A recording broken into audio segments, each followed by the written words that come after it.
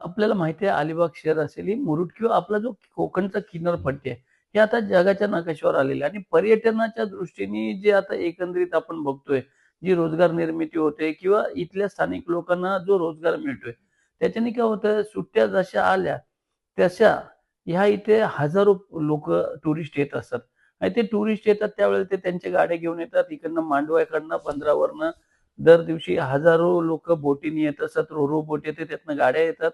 रस्त्याने येणारे रायगड जिल्ह्यातून अनेक लोक आहेत आणि रायगड जिल्ह्याची राजधानी अलिबाग असल्यामुळे या इथे सर्व आपण बघत असाल तर इथे सर्व शासकीय कार्यालय आहेत, हॉस्पिटल आहेत.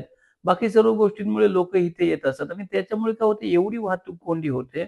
त्या प्रमाणाबाहेर त्यात एक आरसीएफला जी रेल्वे येते, ती रेल्वे आल्यावर फाटक बंद झाल्यावर जवळ 2 ते 3 किलोमीटरच्या रांगा लागतात आणि हे सर्व टाळण्यासाठी आम्ही जिल्हा प्रशासन म्हणजे मी सार्वजनिक बांधकाम मंत्री जे आहेत त्यांना पण मी भेटायला गेलेलो, परंतु आता ते इलेक्शनमध्ये आहेत म्हणून माझी त्यांची काही भेट झाली नाही.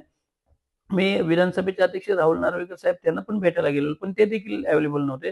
म्हणून मी जिल्हाधिकारी रायगड यांना जावळे साहेब आहेत त्यांना जाऊन भेटलो आणि जावळे साहेबांना मी एक हे अलिबागला येणारे जे 3 प्रमुख रस्ते आहेत, या तिन्ही प्रमुख रस्त्यावरती ज्या ठिकाणी सर्वात जास्त वाहतूक कोंडी होते, त्या ठिकाणी मुंबईत ज्या पद्धतीने उड्डाणपूल बनवलेले आहेत, त्याच पद्धतीने उड्डाणपूल बनवण्याचे त्यांच्याकडे मागणी केली.